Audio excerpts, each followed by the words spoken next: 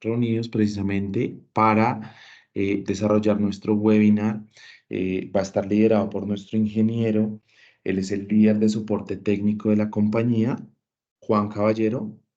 Cualquier duda, inquietud, pregunta, me la pueden escribir por el chat y al final vamos a leer todas las preguntas y responderemos una a una. En caso de que tengan alguna pregunta extra, algún soporte, algo que quieran adicionar, podemos seguir comunicándonos mediante el WhatsApp. ¿Listo? Yo les dejo el número en este momento. Muchísimas gracias por acompañarnos y bienvenidos.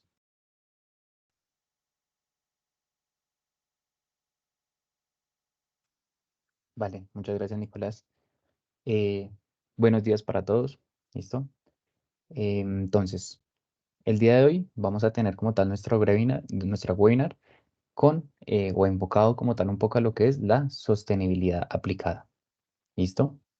Antes que nada, pues vamos a, qué pena aquí, falta el tema de activar un poco la cámara para que me puedan ver ahí un poco. ¿Listo? Y antes que nada, vamos a ver un poco lo que es el tema de la sostenibilidad, pero ya un poco más enfocada a lo que es la industria. ¿Listo? Entonces, cuando nosotros hablamos de sostenibilidad en la industria, lo que siempre buscábamos era lograr una reducción del impacto ambiental, ¿sí?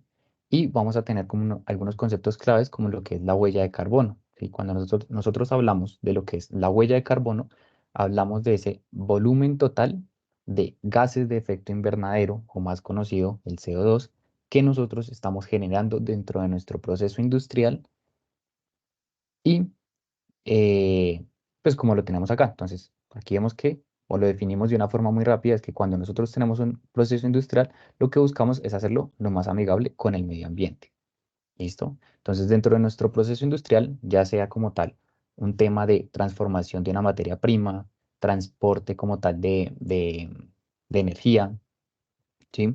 Un tema de automatización y control, producción de alimentos, entre otros, nosotros vamos a tener sí o sí diferentes componentes electrónicos.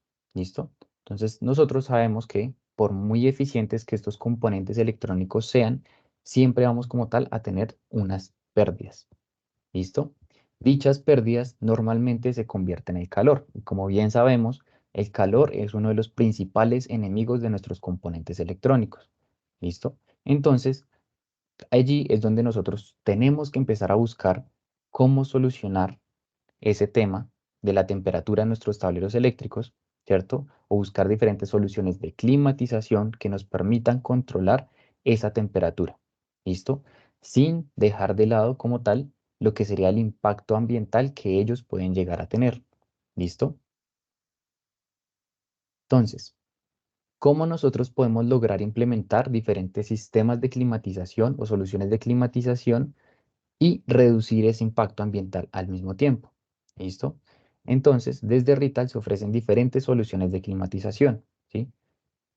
Em, que pues nos van a permitir reducir como tal esas emisiones de CO2. ¿Listo?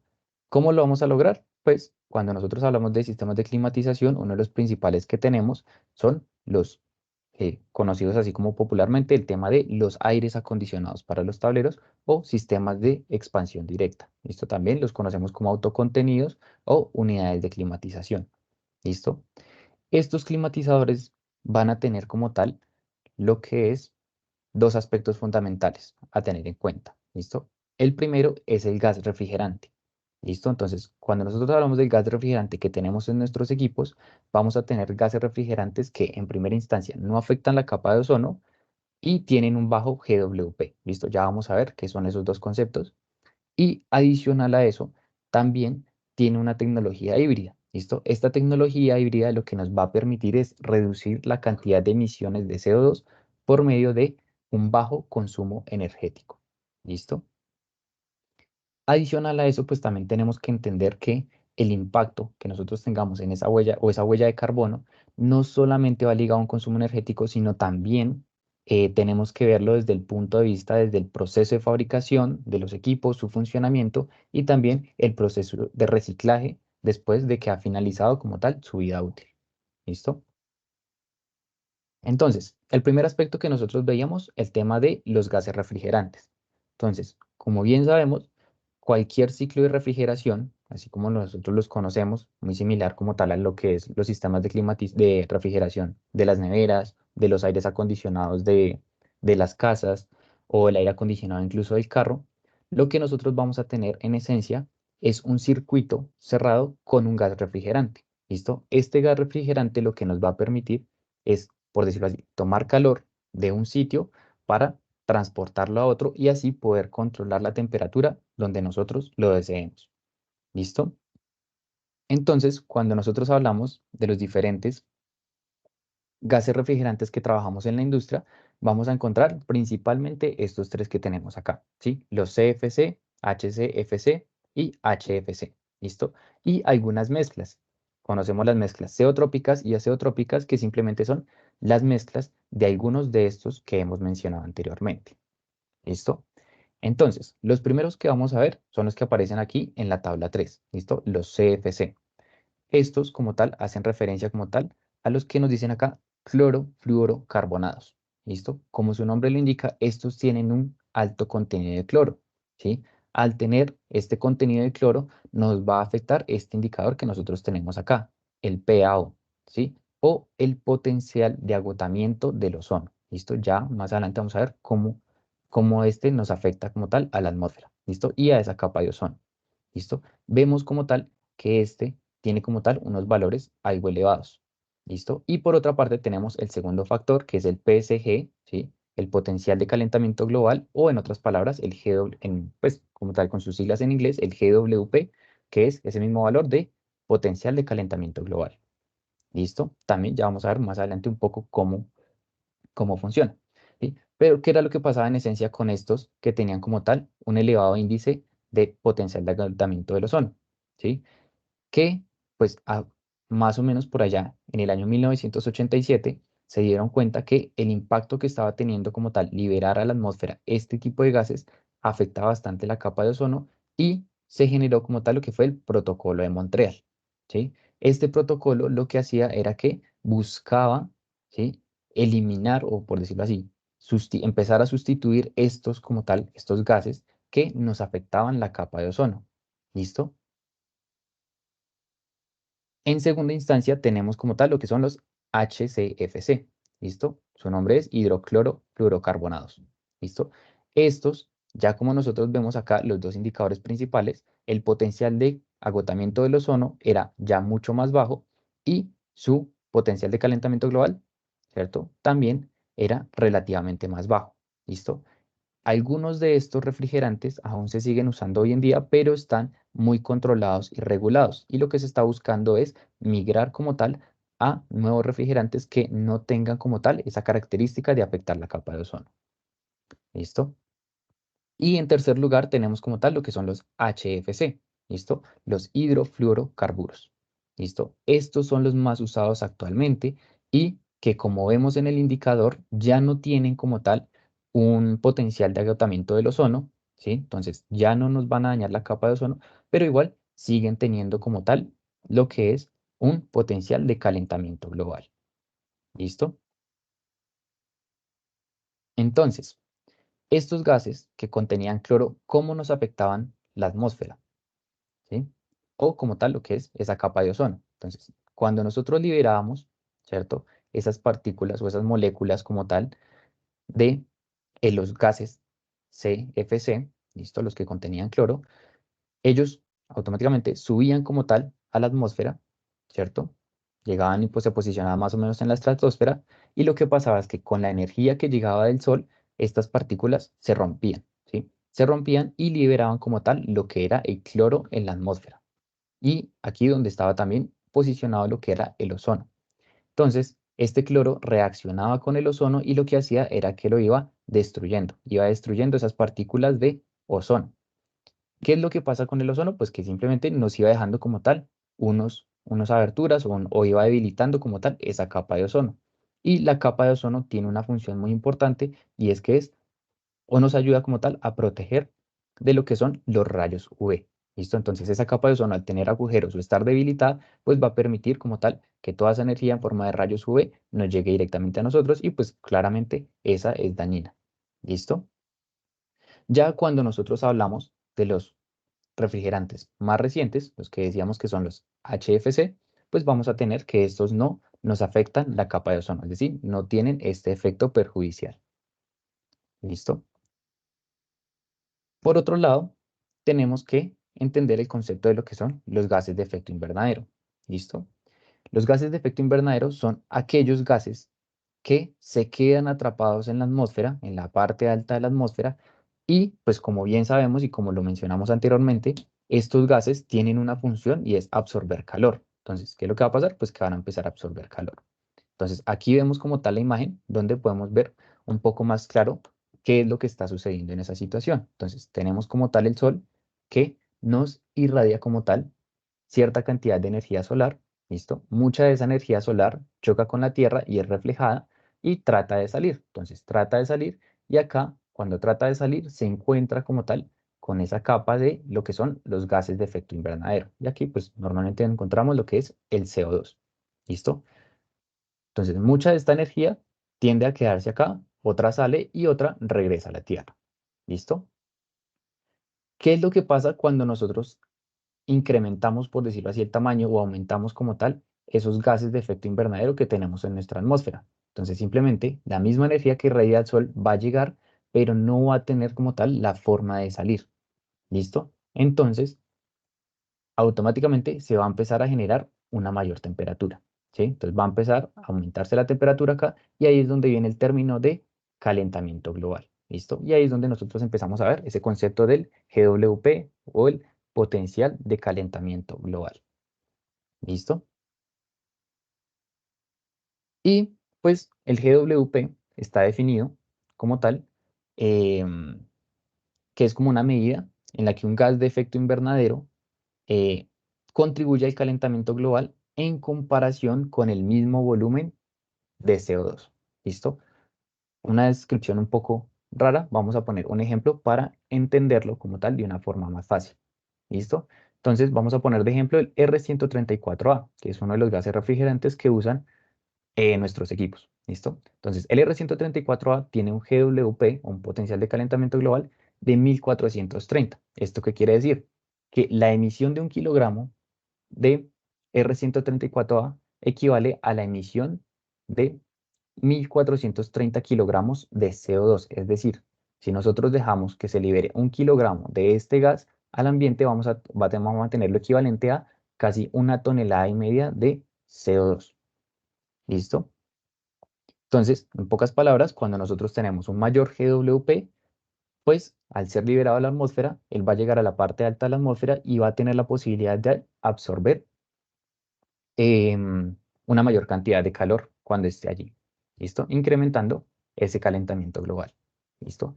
Es allí cuando, más o menos en el año 1997, surge el protocolo de Kioto.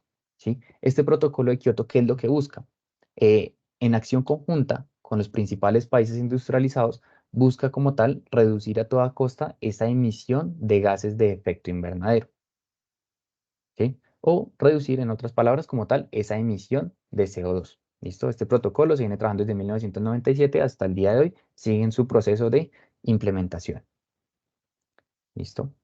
Entonces, los equipos de Rital, la línea más conocida, los Blue E Plus, hacen uso de lo que es el R134A. ¿Listo? Estos que nosotros pues, más conocemos y que tenemos acá en la parte de atrás. ¿Listo? Ya los equipos más recientes, los más nuevitos, los Blue E Plus, puntualmente los Blue E Plus S, usan R513A. ¿Listo? Característica de este gas R513A que tiene un potencial de calentamiento global de 631. Es decir, que si nosotros lo comparamos con el anterior gas refrigerante, vamos a ver que hay una diferencia de un 56% menos en comparativa con el R134A. ¿Listo? Entonces, es una ventaja ahí que tiene, ¿cierto? Tener como tal un menor GWP y que sigue manteniendo la característica de que no daña la capa de ozono. ¿Listo? Y pues también como hay un dato como tal puntual, Rital planea como tal hacer como tal la migración para que todos sus equipos en un lapso de tiempo, vengan a usar ya puntualmente lo que es el R513A. ¿Listo? El otro aspecto para nosotros lograr la reducción de emisiones de CO2 es a partir de lo que es el consumo energético. ¿Listo? ¿Cómo nosotros logramos hacer una reducción de ese consumo energético? Por medio de una tecnología híbrida. ¿Listo? Una tecnología híbrida que mezcla dos circuitos de climatización. El primero es una climatización pasiva, ¿cierto? O un circuito de climatización con heat pipe. Ya vamos a ver más adelante cómo funciona. Y el segundo es una climatización activa, que este sí es el circuito común que nosotros conocemos. ¿Listo? Entonces, ese circuito de climatización siempre va a estar, o es el que nosotros conocemos, que va a estar acompañado de un compresor, el cual nos hace recircular el refrigerante. ¿Listo? Y acá a la derecha, pues vemos más o menos como tal un ejemplo de cómo están posicionados esos dos circuitos ahí de manera física en los equipos. Van a estar casi como si fueran de forma paralela. ¿Listo? Y van a empezar a variar su funcionamiento dependiendo de las condiciones de temperatura. ¿Listo? Ya vamos a ver cómo lo hace. Entonces, primero vamos a explicar cómo funciona ese circuito de refrigeración activa. ¿Listo? Y vamos a necesitar unos conceptos básicos. Nos vamos a fijar en lo que son los cambios de estado de la materia, principalmente el estado gaseoso y el estado líquido. ¿Listo? ¿Por qué? Porque ese gas refrigerante que nosotros tenemos circulando va a estar haciendo cambio entre esos dos estados. ¿Listo? Entonces, cuando nosotros hacemos como tal tenemos el estado líquido y lo que hacemos es agregarle energía.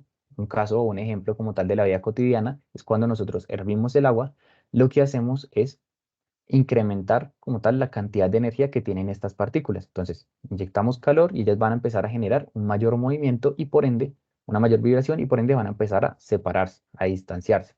¿Listo? Cuando nosotros agregamos mucha energía, pues lo que va a pasar es que ocurre un proceso de evaporación. ¿Listo? Entonces, esos gases como tal, ese líquido se convierte como tal ya en un gas con sus partículas muy separadas y ese proceso es el que nosotros conocemos como evaporación. ¿Listo? Por otra parte, cuando nosotros tenemos este gas y empezamos a retirar la energía, lo que va a pasar es que vamos a empezar a juntar mucho más estas partículas y se va a empezar a formar la gota de agua. ¿Listo? Va a pasar de su estado gaseoso a líquido. Ese proceso nosotros lo conocemos como condensación. ¿Listo? Entonces, estos dos son los que nos interesan principalmente para efectos prácticos de entender cómo funciona ese circuito de refrigeración activa. ¿Listo? Acá tenemos un esquema, ¿listo? Principalmente vamos a fijarnos en lo que son las líneas que aparecen acá como en rojo o rosado y las líneas azules. ¿Listo? Ese va a ser nuestro circuito de refrigeración por el cual va a ir circulando el refrigerante. ¿Listo? Tenemos una primera etapa que es como tal el compresor. El compresor va a ser como el corazón del circuito de refrigeración. Él va a empezar, por decirlo así, a bombear y a mover ese gas a través de todo el circuito. ¿Listo? Entonces, como su nombre lo indica, cuando él hace el proceso de compresión, pues genera como tal una alta presión, una alta temperatura y va a llegar ese gas como tal acá a la condensadora.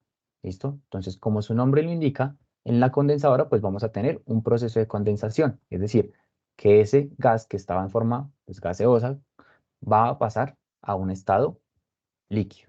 ¿Listo? ¿Cómo va a lograr esto? Simplemente entregándole como tal toda la energía al medio ambiente. ¿Listo? Entonces, ya después de aquí este proceso de condensación, pues vamos a tener unas partículas de agua, ¿cierto? Que pues teóricamente ya vienen frías. ¿Listo? Entonces, esas partículas de agua llegan como tal aquí a esta tercera parte que es la válvula de expansión. ¿Listo? Esta válvula de expansión va a funcionar algo muy similar como tal a una lata de pintura. Si ustedes se fijan en las latas de pintura, normalmente es una pintura que viene líquida, pero cuando nosotros la pasamos por esta válvula, lo que hacemos es convertirla o pulverizarla como tal, volverla casi que un gas y pasarla casi que a su estado líquido. ¿Listo? A su estado, perdón, a su estado pulverizarla, la convertimos casi que en un gas y algunas partículas muy pequeñas de líquido. ¿Listo? Y por último, esas pequeñas partículas de agua vienen y pasan por el cuarto elemento que nosotros tenemos acá, que es el evaporador. ¿Listo? Entonces, este evaporador, ¿qué es lo que va a pasar? Pues que esas pequeñas partículas de estado líquido que nosotros tenemos, vamos a volverlas a estado gaseoso. ¿Listo? ¿Cómo lo logramos? Simplemente lo que hacemos es tomar la energía o todo ese calor que están generando nuestros componentes electrónicos ahí dentro de nuestros tableros. ¿Listo? Entonces tomamos esa energía y terminamos de hacer el proceso de evaporación. ¿Listo?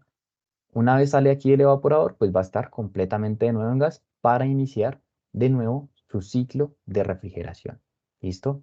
Este es el ciclo de refrigeración activo que pues nosotros normalmente conocemos. ¿Listo? Y aquí pues las líneas en verde lo único que nos van a indicar son las diferentes conexiones eléctricas. Listo. Por otra parte, tenemos el circuito de refrigeración pasivo. ¿Listo? O lo que nosotros también llamamos como head pipe, ¿listo? Head pipe o tubos de calor, ¿listo? ¿Cómo va a funcionar este circuito de refrigeración pasivo? ¿Listo? Vamos a tener un tubo, ¿cierto? En el cual también va a haber exactamente del mismo refrigerante que nosotros tenemos en nuestro circuito de refrigeración activo, ¿sí? En un ejemplo de uno de los equipos Rital, el R134A, ¿listo? Entonces, tenemos como tal aquí el gas en la parte inferior, donde va a estar también conectado al evaporador. ¿Listo? Él al tomar como tal la energía como tal del tablero, va a empezar a expandirse y pues por principio o diferencia de densidades, simplemente va a empezar a subir. ¿Listo? Él empieza a subir a lo largo de toda la tubería y llega también aquí a la condensadora. ¿Listo? En la condensadora pues vamos a tener el proceso de condensación, convertirlo de un gas a líquido, ¿cierto? Entregando toda esa energía al exterior y vamos a empezar a formar gotas de agua, ¿sí? O gotas de agua, no, perdón, sino gotas de ese refrigerante, ¿listo? Y van a quedarse pegadas aquí en las paredes o en la membrana interna que tiene estos tubos de calor, ¿listo?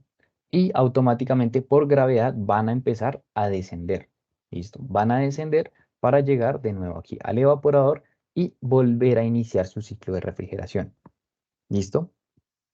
Entonces, como bien vemos, pues aquí nosotros no tenemos como tal un compresor que haga mover el gas refrigerante.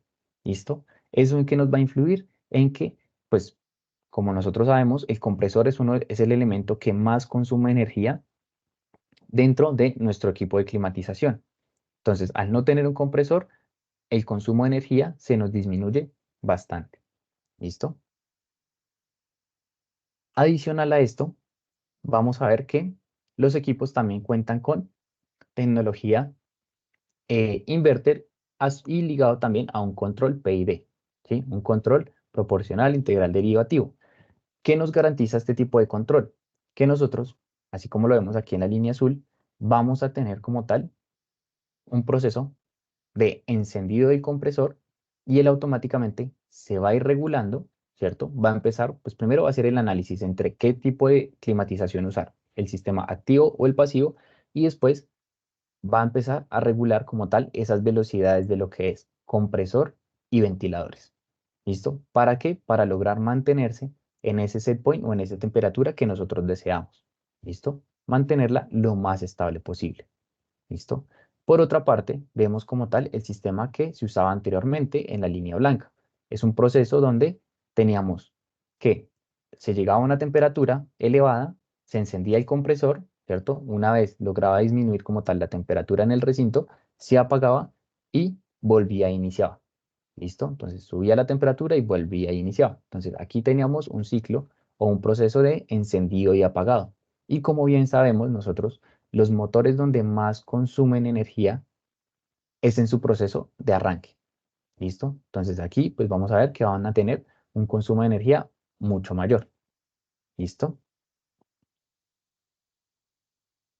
Entonces acá tenemos, ¿listo? Como tal,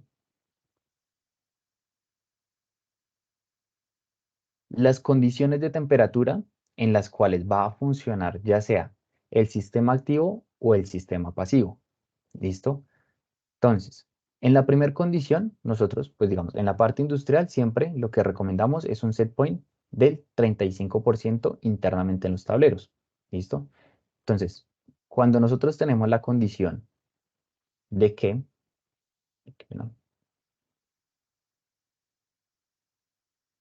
Entonces, cuando tenemos como tal la condición de que la temperatura ambiental es mayor a la temperatura interna, ¿cierto? En este caso tenemos 40 grados centígrados en la parte externa, 35 grados centígrados en la parte interna, vamos a ver que va a estar trabajando solamente el circuito de refrigeración activa. ¿Qué quiere decir? Que vamos a tener los ventiladores trabajando aproximadamente a un 70%, el compresor a un 60%, y vamos a ver que la eficiencia energética, aunque es buena, no es la mejor.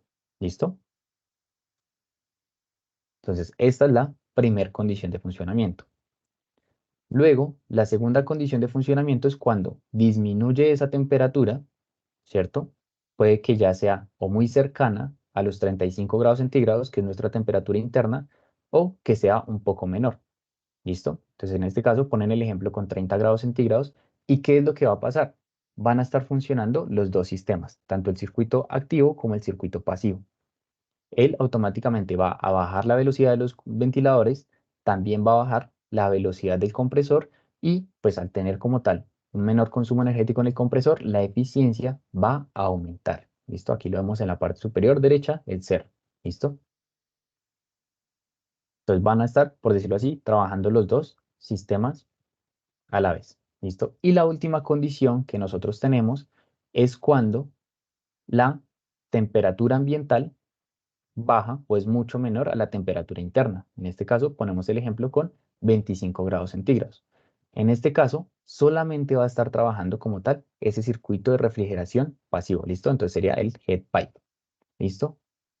¿Qué es lo que va a pasar? Pues van a aumentar un poco las velocidades de los ventiladores, pero ya vemos que el compresor va a estar, por decirlo así, completamente apagado. Entonces, en este caso, la eficiencia energética del equipo sube muchísimo más. ¿Listo? Y es de esta forma que los equipos Lital logran como tal tener esa eficiencia energética tan alta y ese ahorro energético que, pues en otras palabras, se está reduciendo en la emisión de gases de efecto invernadero. Entonces, en esa reducción de, eh, de emisiones de gases de CO2. ¿Listo? Entonces, ¿cómo podemos nosotros ayudar o garantizar como tal lo que es esa eficiencia energética? ¿Sí? Tenemos que tener en cuenta algunos aspectos claves, ¿sí?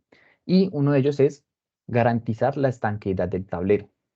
¿Listo? Cuando nosotros necesitamos, hablamos de garantizar la estanqueidad del tablero, hablamos de que requerimos por lo menos un IP55. ¿Listo?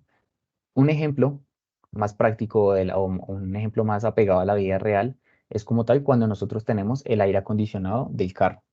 ¿Listo? Entonces, si nosotros tenemos como tal el aire acondicionado del carro, tenemos que sí o sí subir todas las ventanas para luego sí encenderlo y poder controlar la temperatura internamente. ¿Qué pasa si nosotros abrimos como tal una ventana del carro cuando el aire acondicionado está trabajando? Pues que él automáticamente va a empezar a ingresar calor y va a perder, por decirlo así, su eficiencia. ¿Listo? Va a pasar lo mismo en estos equipos de climatización. Nosotros sí o sí tenemos que garantizar que estén completamente cerrados. ¿Listo? ¿Para qué? Para que el equipo pueda trabajar de la forma adecuada. ¿Listo? Entonces, aquí tenemos que fijarnos más que todo en el tema de el sellamiento del tablero, garantizando ese IP55 en lo que son los pisos, entradas de cables, todos los accesorios que nosotros tengamos como tal aquí en nuestro tablero. ¿Listo? Otro aspecto a tener en cuenta, ¿cierto? Son estos dos siguientes, el tema de realizar el correcto cálculo y la selección de equipos y hacer el ajuste del set point. ¿Listo? ¿A qué va esto? ¿Listo? Normalmente nosotros tenemos que sí o sí hacer un cálculo térmico adecuado para seleccionar estos equipos, ¿sí? Y no ir a cometer el error de seleccionar ya sea uno más grande o uno muy pequeño. ¿Listo? Los extremos son malos. ¿Por qué? Si nosotros nos vamos con un equipo muy grande, puede que en algún momento él llegue a empezar a lo que nosotros llamamos ciclar, es decir, al tener una carga térmica tan baja, él vaya a empezar a hacer un proceso de encendido y apagado, encendido y apagado, encendido y apagado del compresor. ¿Listo? Y por otra parte, si nosotros seleccionamos un equipo muy pequeño, lo que va a pasar es que ese equipo va a estar trabajando, por decirlo así, forzadamente y constantemente, y pues asimismo va a generar un mayor consumo energético y va a disminuir la vida útil del equipo. ¿Listo?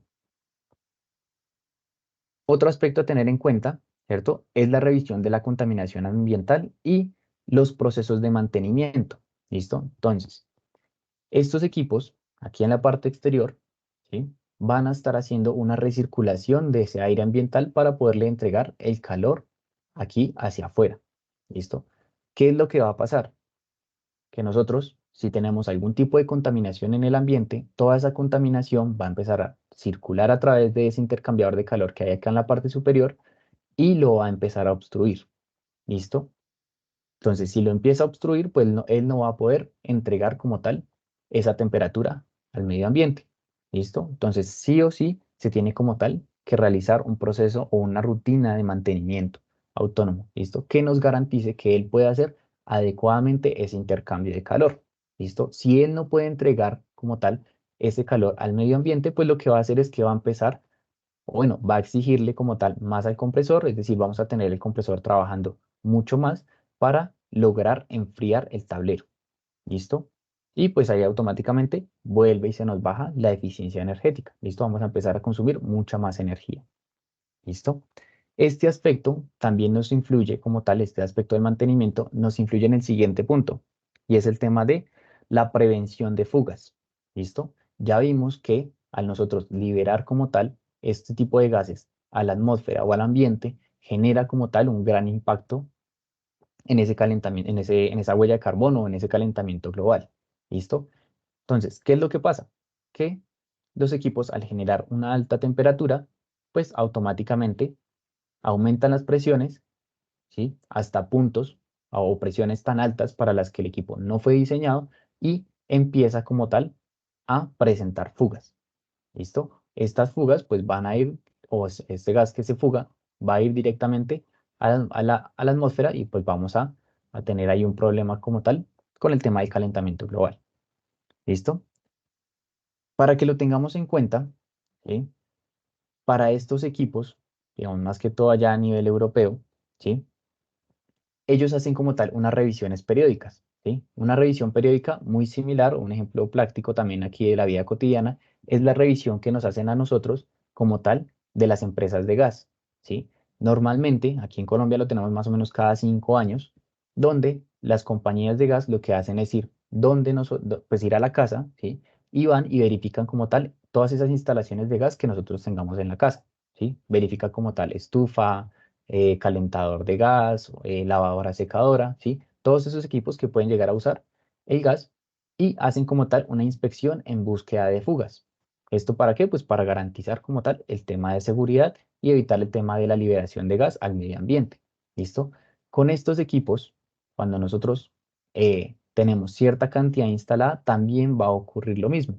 ¿Listo? Principalmente en Europa es donde sí son bastante estrictos con esta revisión que se hace de estos equipos. ¿Listo? Si nosotros tenemos dos, tres o cuatro equipos, no, no es no es por decirlo así, una cantidad de refrigerante o cantidad de equipos que sea necesario inspeccionar. Pero cuando ya nosotros tenemos muchos más equipos instalados, ¿listo? En el orden de los, no sé, unos 10, 20 o 30 equipos de estos, ellos empiezan a hacer revisiones cada cierto tiempo para garantizar que no haya ningún tipo de fugas que nos pueda estar afectando el medio ambiente. ¿Listo? Por último, también tenemos, por último y no menos importante, el tema de un monitoreo constante de estos equipos de climatización. ¿Listo? Nosotros, pues aquí desde Rital hay diferentes elementos como lo que es la interfaz IoT, el tema del RIDIAC o incluso desde el mismo control, él nos va a mostrar ciertas características de eficiencia energética. ¿Listo? Es importante revisarlas constantemente para nosotros poder prevenir como tal que el equipo esté trabajando en unas malas condiciones y poder tomar acción y mejorar ese tema de la eficiencia energética. ¿Listo? Ahí tenemos como tal esas diferentes herramientas. ¿Listo? Y ya, por último, pues vamos a ver un poco lo que es el tema de las diferentes aplicaciones, ¿cierto? Que nosotros podemos llegar a tener. ¿Listo? Entonces aquí les voy a compartir. ¿Listo?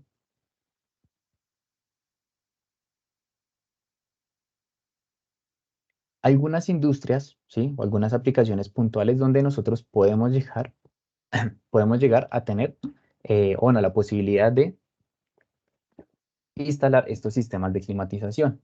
¿Listo? Digamos, cuando nosotros hablamos de una industria alimenticia, ¿cierto? Vamos como tal a ver aquí, pues que por todo el proceso de control que ellos manejan, pues vamos a tener la necesidad de empezar a climatizar esos, esos equipos. ¿Listo? Entonces acá hacemos énfasis un poco en lo que son estos equipos de climatización con la característica de estar fabricados en acero inoxidable y que tienen la facilidad o que cumplen ese requerimiento para poder hacer los procesos de sanitización en las diferentes industrias de alimentos. ¿Listo? Otro ejemplo que nosotros tenemos, ¿cierto? Va a ser en la parte de energía, ¿cierto? Tanto lo que es pues, por decirlo así, obtención de energía y el transporte de la misma, ¿listo? Pues vamos como tal a tener que tenemos todos estos tableros que son también de la parte de control y de distribución y también podemos llegar a aplicar esos sistemas de climatización, ¿listo? También para que lo tengamos en cuenta, podemos tener aplicaciones de estos sistemas de climatización en la parte de IT, ¿listo? En la parte de lo que es los data center edge, donde podemos como tal climatizar estos equipos a partir de unidades de enfriamiento. ¿Listo? Otra opción que nosotros podemos tener en la parte, digamos, en una planta de producción, aquí lo hacen el ejemplo con una planta de producción de carros, ¿sí?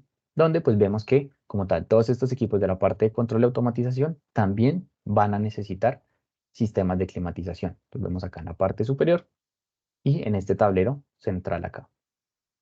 ¿Listo? ¿Dónde más los podemos aplicar? Procesos de logística, ¿listo? Procesos de logística a gran escala, ¿listo? Lo que nosotros vamos a encontrar aquí es una gran cantidad de variadores y motores que, pues dependiendo de las condiciones ambientales, van a requerir que sí o sí se climaticen de alguna manera, ¿listo? Otras aplicaciones puede ser como tal en la parte de procesos, aquí hacen un poco de énfasis en lo que es una, una planta de tratamiento de petróleos, ¿listo? Donde también vamos a necesitar lo que es la climatización de tableros. Aquí también podemos llegar a encontrarlos. ¿Listo? Y eso sería, pues, todo lo relacionado como tal con esta parte de eficiencia energética eh, aplicada a nivel industrial. ¿Listo? Entonces, no sé si tengan dudas o inquietudes. Creo que por ahí vi una en el chat. Bueno, muchísimas gracias, Juan. Excelente. No, por ahora no tenemos ninguna pregunta. Estaba revisando el chat. No, no hay nada más. Sin embargo, la gente que quiera ampliar conocimiento, quiera hacer partícipe de todas nuestras actividades, los invitamos a diligenciar el formulario que está el link en nuestro chat y el QR se puede escanear en la pantalla principal. Listo, muchísimas gracias a todos por su asistencia, muchísimas gracias a Juan y los esperamos en cualquier otra ocasión. Vale, muchísimas gracias a todos por su tiempo.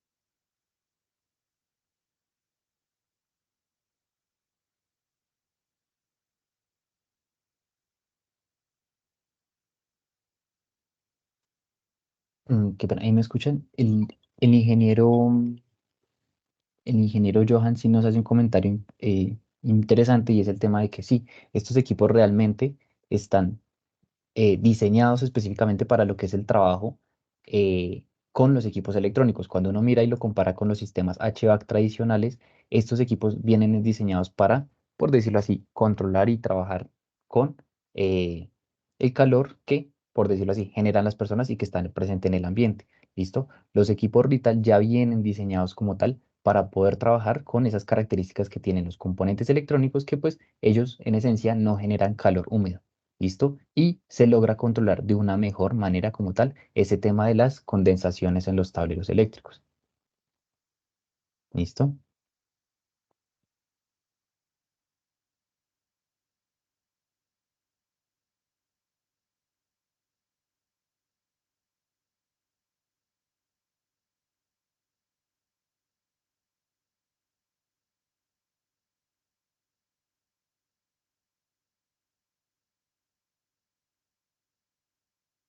Aló, buen día, Inge. Qué pena que no le haya podido contestar. Bien, sí, señor Inge. ¿Cómo le terminó de ir allá? ¿Ya pudieron ingresar?